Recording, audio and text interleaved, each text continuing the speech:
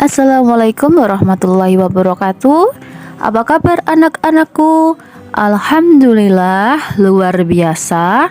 Tetap semangat. Allahu Akbar. Yes. Nah, hari ini bertemu lagi bersama Bu Lilis pada mata pelajaran Sejarah Kebudayaan Islam, yaitu membahas Sunan Ampel. Mari simak penjelasan video berikut ini. Anak-anak, apakah kalian tahu Wali Songo? Jadi, Wali Songo adalah tokoh Islam yang dihormati di Indonesia, khususnya di Pulau Jawa, karena peran mereka dalam penyebaran agama Islam di Indonesia. Nah, Sunan Ampel merupakan salah satu tokoh Wali Songo. Sunan Ampel memiliki nama asli Ali Rahmatullah atau biasa yang kita kenal dengan sebutan Raden Rahmat. Beliau diperkirakan lahir pada tahun 1401 Masehi dan wafat pada tahun 1481 Masehi. Sunan Ampel adalah putra dari Sunan Gresik atau Syekh Maulana Malik Ibrahim dan ibunya bernama Dewi Chandrawulan dari Kerajaan Campa, Kamboja. Nah, jadi Sunan Ampel mendapatkan gelar Raden itu setelah menikah dengan Putri Adipati Tuban Aryateja yang bernama Nyai Ageng Manila. Adapun pemberian gelar Sunan Ampel dikarenakan beliau menyebarkan dakwah Islam di daerah Ampel Deta.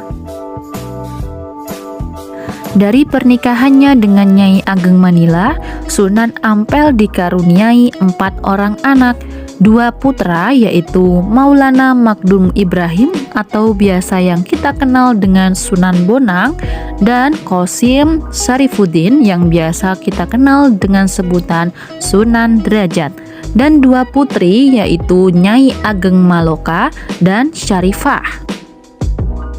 Dan kedua putranya mengikuti jejak ayahnya yaitu menjadi Wali Songo. Kedua putrinya dinikahi oleh Sunan Kudus. Selain itu, Sunan Ampel juga menikah dengan Nyai Karimah dan dikaruniai 2 orang putri, Dewi Murtasyah dan Dewi Murtasimah. Dewi Murtasyah menjadi istri Sunan Giri, sedangkan Dewi Murtasimah menjadi istri Sunan Kalijogo. Sunan Ampel datang pertama kali ke Tanah Jawa pada tahun 1443 Masehi. Kedatangan Sunan Ampel ke Tanah Jawa pada awalnya ingin menemui bibinya, Putri Darawati, yang menikah dengan Raja Majapahit Prabu Sri Kertawijaya. Kedatangan beliau pun konon kabarnya atas undangan Prabu Kertawijaya yang saat itu sedang gundah melihat kehidupan rakyatnya yang gemar berbuat maksiat seperti berjudi, mabuk-mabukan, main perempuan hingga perang persaudaraan. Sebelum datang ke Tanah Jawa, Sunan Ampel singgah di Palembang pada tahun 1440 Masehi. Beliau saat itu masih berusia 20 tahun, menyebarkan Islam dan mengajak Raja Palembang, Arya Damar, untuk memeluk Islam. Setelah 3 tahun di Palembang, Sunan Ampel hijrah ke Jawa, ditemani sang adik yang bernama Sayyid Ali Murtado dan sahabat beliau. Sebelum menemui Prabu Sri Kertawijaya, Sunan Ampel dan rombongan singgah di Gresik untuk menyebarkan agama Islam bersama ayahnya. Namun setelah sang ayah wafat, Sunan Ampel pergi ke Trowulan untuk menemui Raja Majapahit, Prabu Sri Kertawijaya, dan bibinya Putri Dewi Darawati.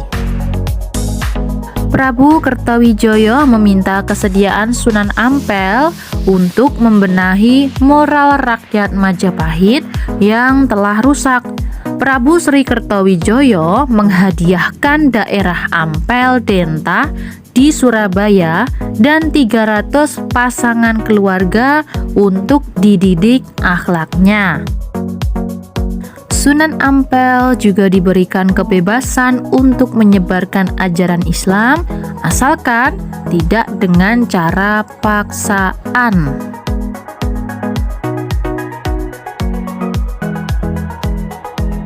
Terima kasih sudah menyimak pembelajaran pada pagi hari ini. Semoga ilmu yang tersampaikan dapat bermanfaat bagi kita semua. Amin. Bu Lilis akhiri, wassalamualaikum warahmatullahi wabarakatuh.